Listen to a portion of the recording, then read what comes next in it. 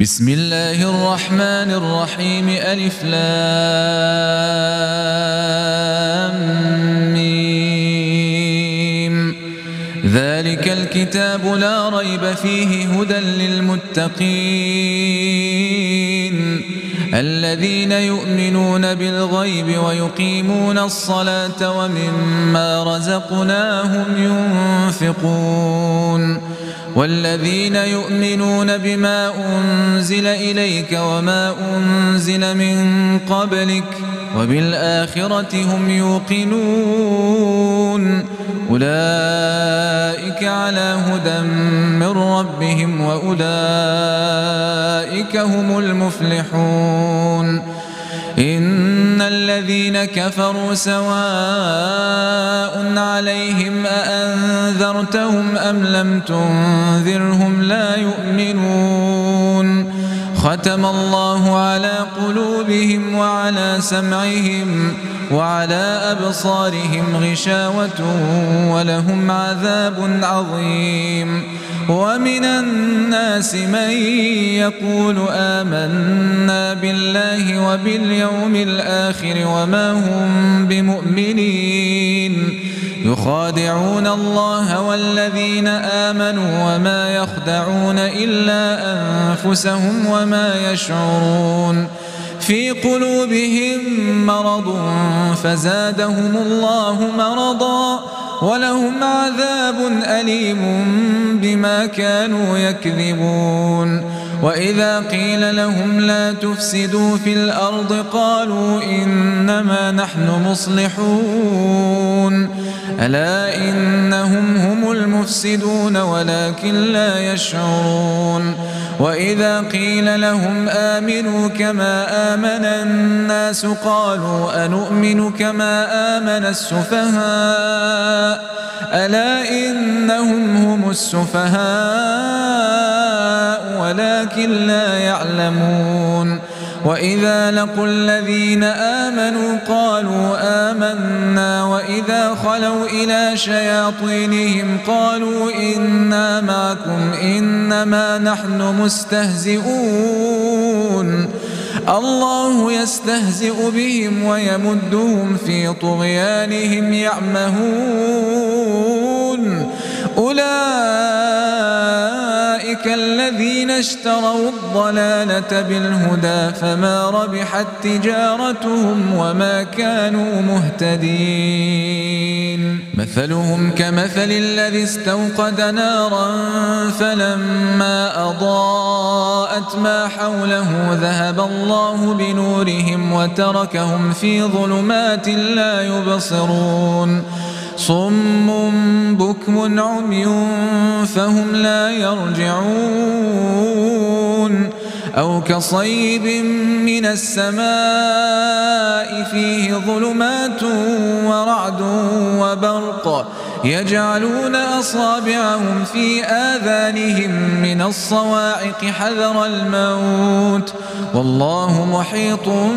بالكافرين. يكاد البرق يخطف أبصارهم كلما أضاء لهم مشوا فيه وإذا أظلم عليهم قاموا ولو شاء الله لذهب بسمعهم وأبصارهم إن الله على كل شيء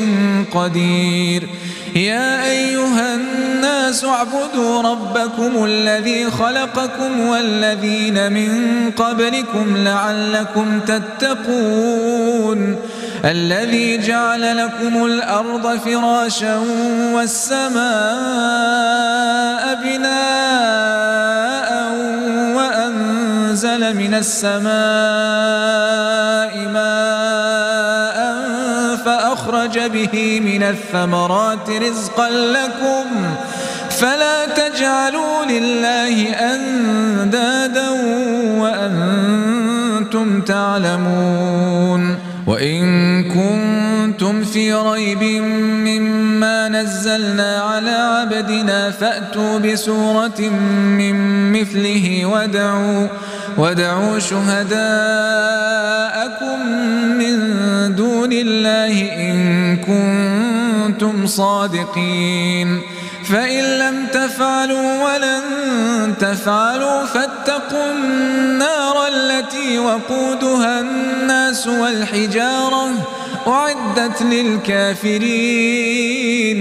وبشر الذين آمنوا وعملوا الصالحات أن لهم جنات تجري من تحتها الأنهار كلما رزقوا منها من ثمرة رزقا قالوا هذا الذي رزقنا من قبل وأتوا به متشابها ولهم فيها أزواج مطهرة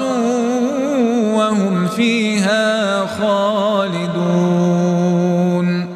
إن الله لا يستحي أن يضرب مثلا ما بعوضة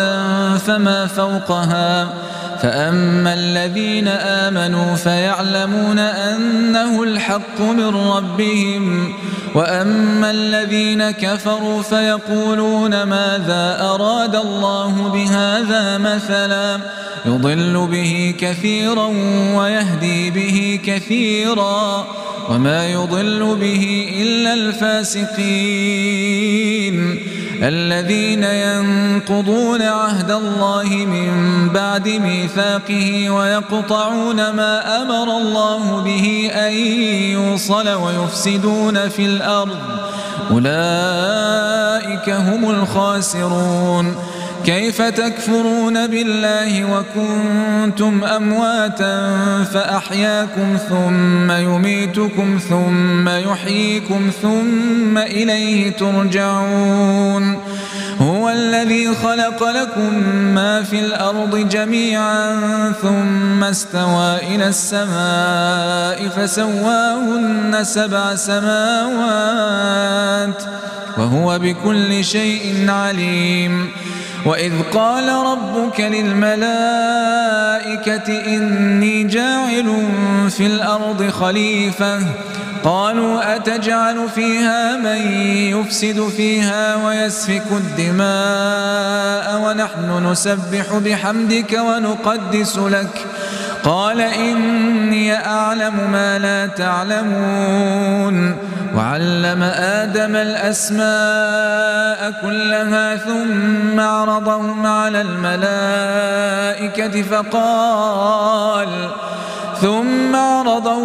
الملائكة فقال أنبئوني بأسماء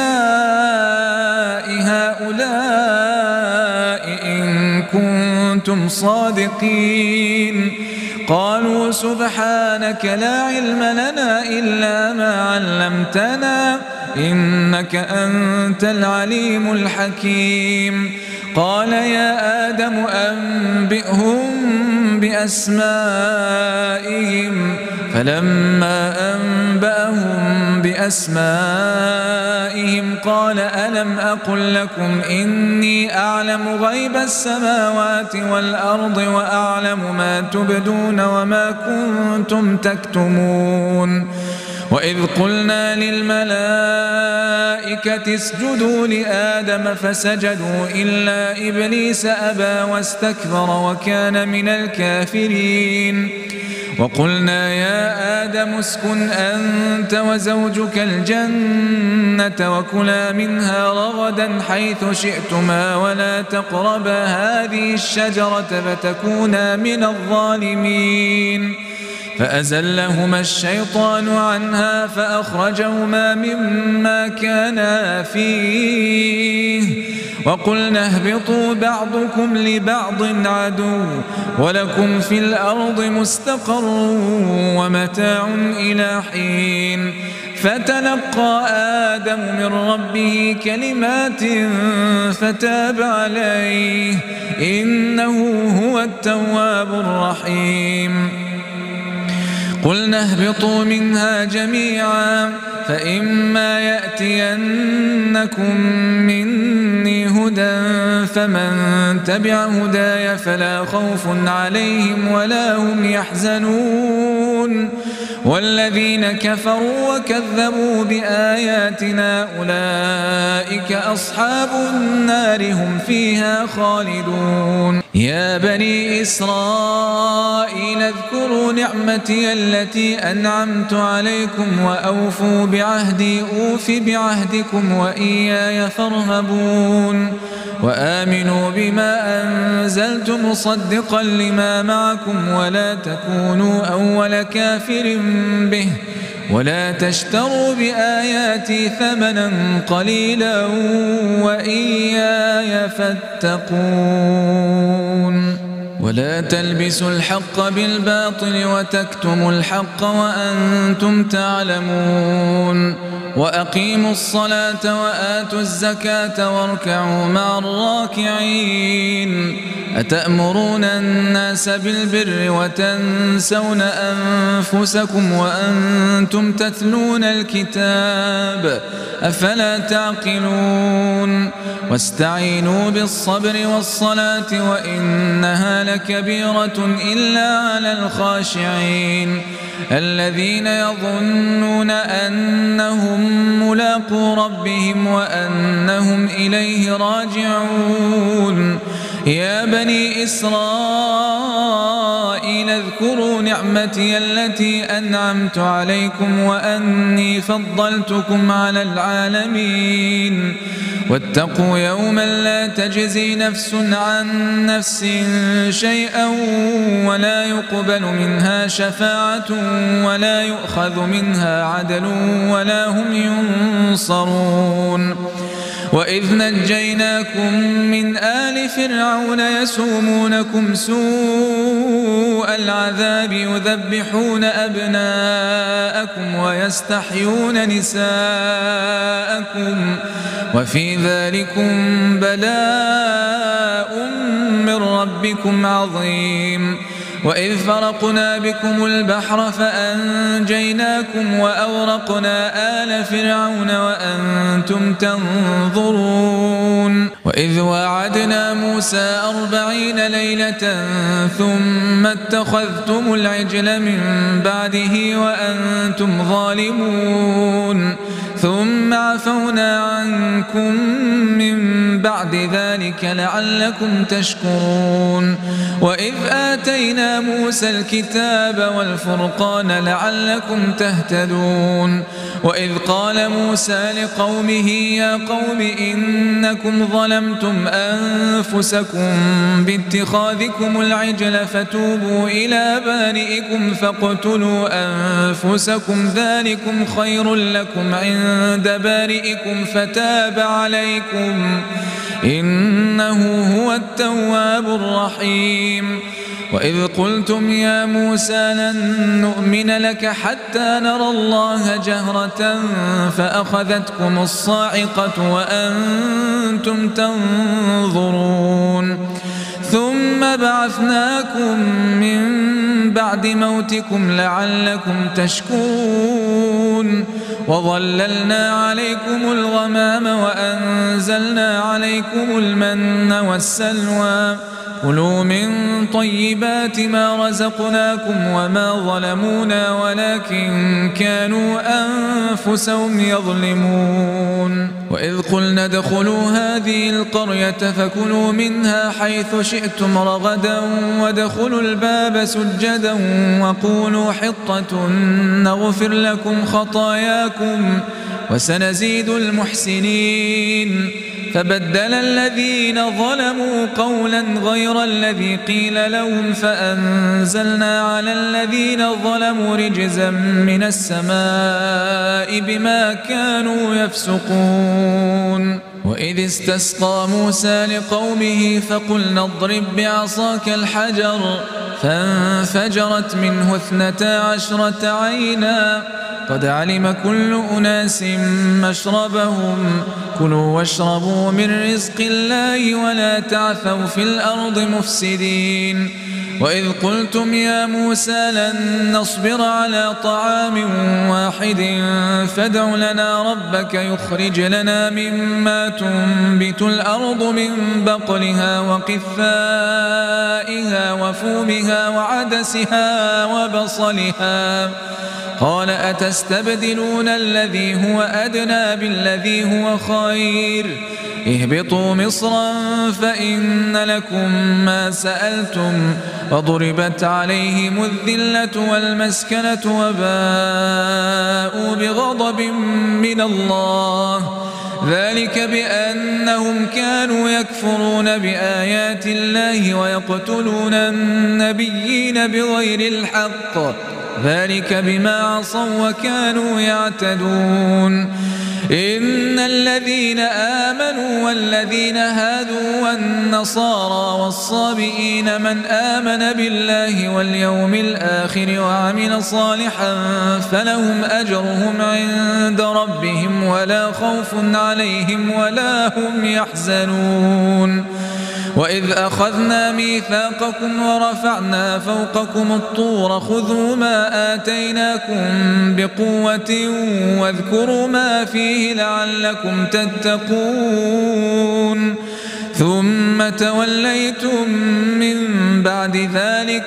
فلولا فضل الله عليكم ورحمته لكنتم من الخاسرين ولقد علمتم الذين اعتدوا منكم في السبت فقلنا لهم كونوا قردة خاسئين فجعلناها نكالا لما بين يديها وما خلفها وموعظة للمتقين وإذ قال موسى لقومه إن الله يأمركم أن تذبحوا بقرة قالوا أتتخذنا هزوا قال أعوذ بالله أن أكون من الجاهلين قالوا ادع لنا ربك يبين لنا ما هي قال إنه يقول إنها بقرة لا فارض ولا بكر عوان بين ذلك فافعلوا ما تؤمرون قالوا ادع لنا ربك يبين لنا ما لونها قال إنه يقول إنها بقرة صفراء فاقع لونها تسر الناظرين قالوا ادع لنا ربك يبين لنا ما هي إن البقرة شابه علينا وإنا إن شاء الله لمهتدون قال إنه يقول إنها بقرة لا ذلول تثير الأرض ولا تسقي الحرث مسلمة لا شية فيها قالوا الآن جئت بالحق فذبحوها وما كادوا يفعلون وإذ قتلتم نفسا فادارأتم فيها والله مخرج ما كنتم تكتمون فقلنا اضربوه ببعضها كذلك يحيي الله الموتى ويريكم آياته لعلكم تعقلون ثم قست قلوبكم من بعد ذلك فهي كالحجارة أو أشد قسوة وإن من الحجارة لما يتفجر منه الأنهار وإن منها لما يشقق فيخرج منه الماء وإن منها لما يهبط من خشية الله وما الله بغافل عما تعملون أفتطمعون أن يؤمنوا لكم وقد كان فريق منهم يسمعون كلام الله ثم يحرفونه من بعد ما عقلوه وهم يعلمون وإذا لقوا الذين آمنوا قالوا آمنا وإذا خلا بعضهم إلى بعض قالوا أتحدثونهم بما فتح الله عليكم ليحاجوكم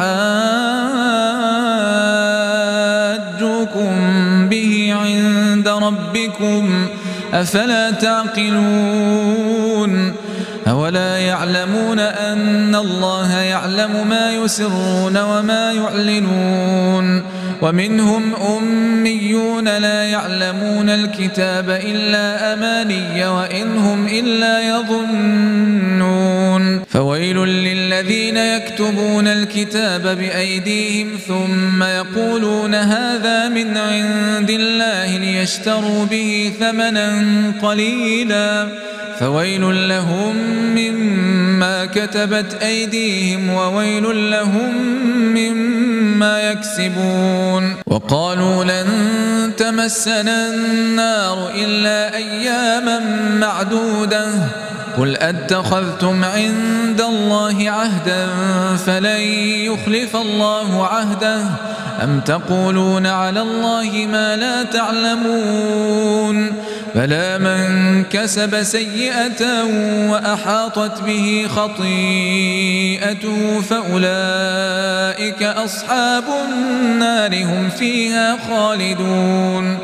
والذين آمنوا وعملوا الصالحات أولئك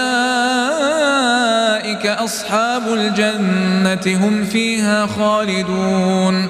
وإذ أخذنا ميثاق بني إسرائيل لا تعبدون إلا الله وبالوالدين إحسانا وذي القربى واليتامى والمساكين وقولوا للناس حسنا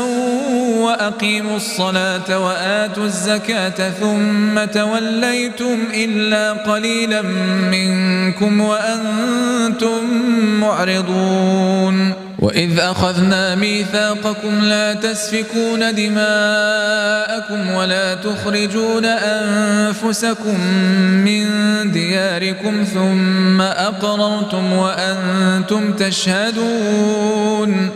ثم أنتم هؤلاء تقتلون أنفسكم وتخرجون فريقا منكم من ديارهم تظاهرون عليهم بالإثم والعدوان وإن يأتوكم أسارى تفادوهم وهو محرم عليكم إخراجهم أفتؤمنون ببعض الكتاب وتكفرون ببعض فما جزاء من يفعل ذلك منكم إلا خزي في الحياة الدنيا ويوم القيامة يردون إلى أشد العذاب وما الله بغافل عما تعملون أولئك الذين اشتروا الحياة الدنيا بالآخرة فلا يخفف عنهم العذاب ولا هم ينصرون ولقد آتينا موسى الكتاب وقفينا من بعده بالرسل وآتينا عيسى ابن مريم البينات وأيدناه بروح القدس أفكلما جاءكم رسول بما لا تهوى أنفسكم استكبرتم ففريقا كذبتم وفريقا تقتلون وقالوا قلوبنا غلف بل لعنهم الله بكفرهم فقليلا ما يؤمنون ولما جاءهم كتاب من عند الله مصدق لما معهم وكانوا من قبل يستفتحون على الذين كفروا فلما جاءهم ما عرفوا كفروا به فلعنة الله على الكافرين بئس ما اشتروا به أنفسهم أن يكفروا بما أنزل الله بغيا أن ينزل الله من فضله على من يشاء من عباده فباءوا بغضب غضب على غضب وللكافرين عذاب مهين. وإذا قيل لهم آمنوا بما أنزل الله قالوا نؤمن بما أنزل علينا ويكفرون بما وراءه وهو الحق مصدقا لما معهم قل فلم تقتلون أنبياء الله من قبل إن كنتم مؤمنين.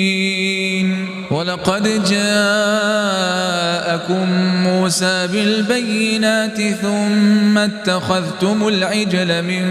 بعده وأنتم ظالمون. وإذ أخذنا ميثاقكم ورفعنا فوقكم الطور خذوا ما آتيناكم بقوة واسمعوا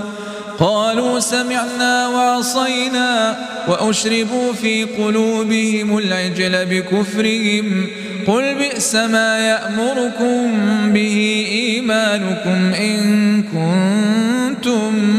مؤمنين. قل إن كانت لكم الدار الآخرة عند الله خالصة من دون الناس فتمنوا الموت إن كنتم صادقين ولن يتمنوه أبدا بما قدمت أيديهم والله عليم بالظالمين. ولتجدنهم أحرص الناس على حياة ومن الذين أشركوا يود أحدهم لو يعمر 1000 سنة وما هو بمزحزحه من العذاب أن يعمر والله بصير بما يعملون.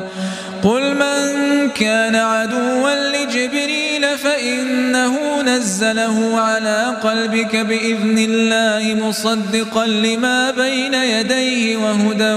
وبشرى للمؤمنين.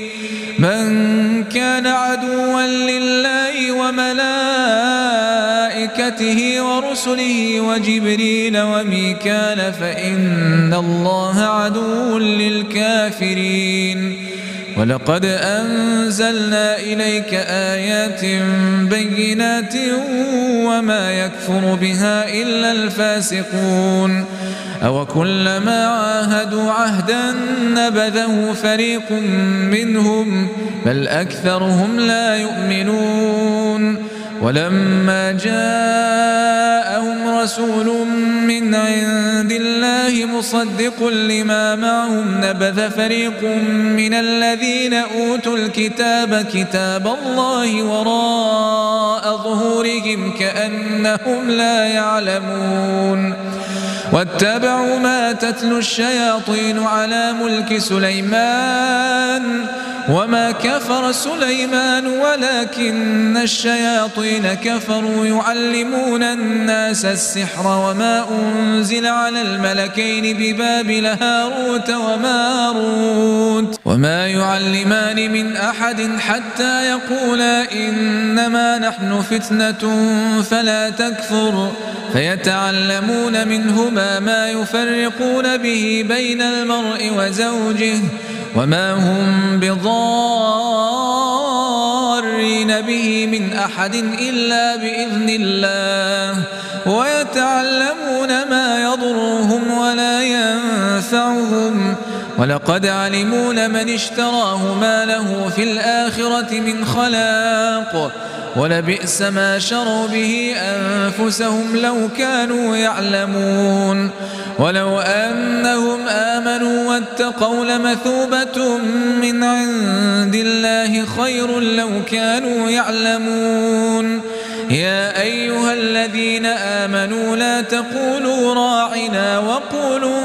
انظرنا واسمعوا وللكافرين عذاب أليم.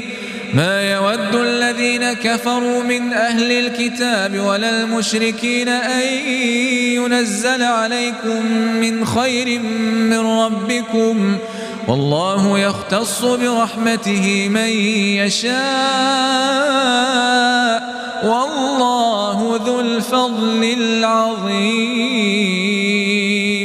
ما ننسخ من آية أو ننسها نأت بخير منها أو مثلها. ألم تعلم أن الله على كل شيء قدير؟ ألم تعلم أن الله له ملك السماوات والأرض وما لكم من دون الله من ولي ولا نصير؟ أم تريدون أن تسألوا رسولكم كما سئل موسى من قبل؟ ومن يتبدل الكفر بالإيمان فقد ضل سواء السبيل. ود كثير من أهل الكتاب لو يردونكم من بعد إيمانكم كفارا حسدا من عند أنفسهم من بعد ما تبين لهم الحق. فاعفوا واصفحوا حتى يأتي الله بأمره إن الله على كل شيء قدير.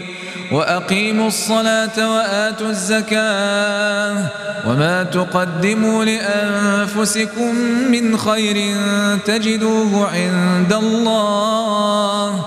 إن الله بما تعملون بصير. وقالوا لن يدخل الجنة إلا من كان هودا أو نصارى تلك أمانيهم قل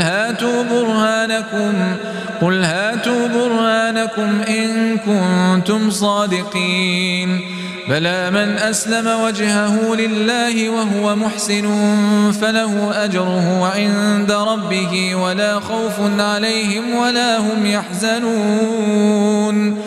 وقالت اليهود ليست النصارى على شيء وقالت النصارى ليست اليهود على شيء وهم يتلون الكتاب كذلك قال الذين لا يعلمون مثل قولهم فالله يحكم بينهم يوم القيامة فيما كانوا فيه يختلفون. ومن أظلم ممن منع مساجد الله أن يذكر فيها اسمه وسعى في خرابها أولئك ما كان لهم أن يدخلوها إلا خائفين لهم في الدنيا خزي ولهم في الآخرة عذاب عظيم. ولله المشرق والمغرب فأينما تولوا فثم وجه الله إن الله واسع عليم. وقالوا اتخذ الله ولدا سبحانه بل له ما في السماوات والأرض كل له قانتون بديع السماوات والأرض وإذا قضى أمرا فإنما يقول له كن فيكون. وقال الذين لا يعلمون لولا يكلمنا الله أو تأتينا آية كذلك قال الذين من قبلهم مثل قولهم تشابهت قلوبهم قد بينا الآيات لقوم يوقنون. إنا أرسلناك بالحق بشيرا ونذيرا ولا تسأل عن أصحاب الجحيم. ولن ترضى عنك اليهود ولا النصارى حتى تتبع ملتهم قل إن هدى الله هو الهدى ولئن اتبعت أهواءهم بعد الذي جاءك من العلم ما لك من الله من ولي ولا نصير. الذين آتيناهم الكتاب يتلونه حق تلاوته أولئك يؤمنون به ومن يكفر به فأولئك هم الخاسرون. يا بني إسرائيل اذكروا واذكروا نعمتي التي أنعمت عليكم وأني فضلتكم على العالمين واتقوا يوما لا تجزي نفس عن نفس شيئا ولا يقبل منها عدل ولا تنفعها شفاعة ولا هم ينصرون وإذ ابتلى إبراهيم ربه بكلمات فأتمهن قال إني جاعلك للناس إماما قال ومن ذريتي قال لا ينال عهد الظالمين وإذ جعلنا البيت مثابة للناس وأمنا واتخذوا من مقام إبراهيم مصلى وعهدنا إلى إبراهيم وإسماعيل أن طهرا بيتي للطائفين والعاكفين والركع السجود وإذ قال إبراهيم رب اجعل هذا بلدا آمنا وارزق أهله من الثمرات من آمن منهم بالله واليوم الآخر قال ومن كفر فأمتعه قليلا ثم أضطره إلى عذاب النار وبئس المصير وإذ يرفع إبراهيم القواعد من البيت وإسماعيل ربنا تقبل منا إنك أنت السميع العليم ربنا واجعلنا مسلمين لك ومن ذريتنا أمة مسلمة لك وأرنا مناسكنا وتب علينا إنك أنت التواب الرحيم ربنا وابعث فيهم رسولا منهم يتلو عليهم آياتك ويعلمهم الكتاب والحكمة ويزكيهم إنك أنت العزيز الحكيم ومن يرغب عن ملة إبراهيم إلا من سفه نفسه ولقد اصطفيناه في الدنيا وإنه في الآخرة لمن الصالحين إذ قال له ربه أسلم قال أسلمت لرب العالمين ووصى بها إبراهيم بنيه ويعقوب يا بني إن الله اصطفى لكم الدين فلا تموتن إلا وأنتم مسلمون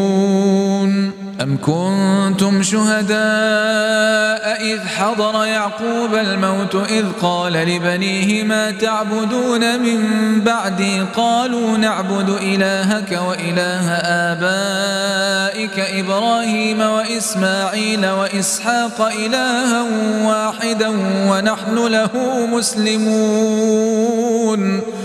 تلك أمة قد خلت لها ما كسبت ولكم ما كسبتم ولا تسألون عما كانوا يعملون وقالوا كونوا هودا أو نصارى تهتدوا قل بل ملة إبراهيم حنيفا وما كان من المشركين قولوا آمنا بالله وما أنزل إلينا وما أنزل إلى إبراهيم وإسماعيل وإسحاق ويعقوب والأسباط وما أوتي موسى وعيسى وما أوتي النبيون من ربهم لا نفرق بين أحد منهم ونحن له مسلمون فإن آمنوا بمثل ما آمنتم به فقد اهتدوا وإن تولوا فإنما هم في شقاق فسيكفيكهم الله وهو السميع العليم صبغة الله ومن أحسن من الله صبغة ونحن له عابدون قل أتحاجوننا في الله وهو ربنا وربكم ولنا أعمالنا ولكم أعمالكم ونحن له مخلصون أم تقولون إن إبراهيم وإسماعيل وإسحاق ويعقوب والأسباط كانوا هودا أو نصارى قل أأنتم أعلم أم الله ومن أظلم ممن كتم شهادة عنده من الله وما الله بغافل عما تعملون تلك أمة قد خلت لها ما كسبت ولكم ما كسبتم ولا تسألون عما كانوا يعملون.